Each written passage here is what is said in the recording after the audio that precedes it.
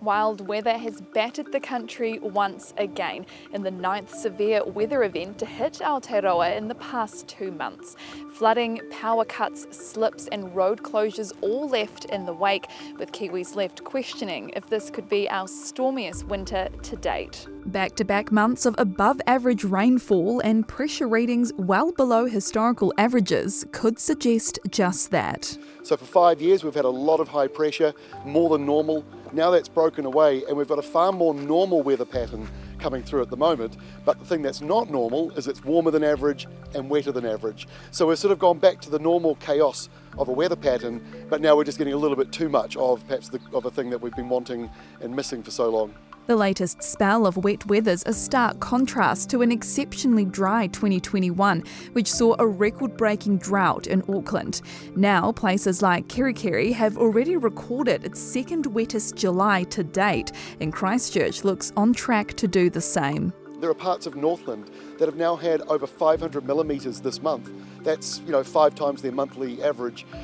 Bay of Plenty, 300 to 400 millimetres of rain, and there's still more on the way over the next couple of weeks. So it's very wet, but in some ways it's a good thing. It's overdue.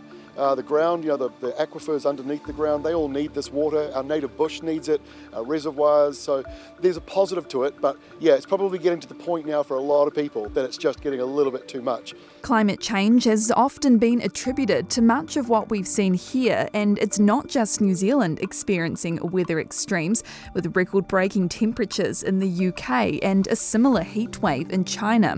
It's all linked to what experts say are changes in our atmospheric circulation. The warmer the planet gets, the more greenhouse gases we emit into the atmosphere. The understanding is that the more extreme these things could get, the higher temperatures we'll get in heat waves like we've been seeing in Europe and China as well at the moment. And also these wet extremes as we move from extremely wet to extremely dry as well. As for what's in store, Kiwis should get used to the good weather, good weather pattern with more on the way. But that's not to say it comes without its benefits. And I always think chaos in our weather is not a bad thing, unless you're on holiday, then it's annoying.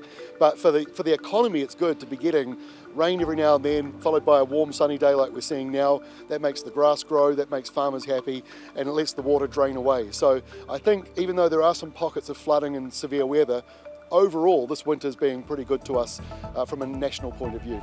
Thanks for checking out our YouTube channel to stay up to date with all the latest news from the New Zealand Herald. Click the subscribe button below or check out one of the videos here, and head over to nzherald.co.nz for more details on these stories and more.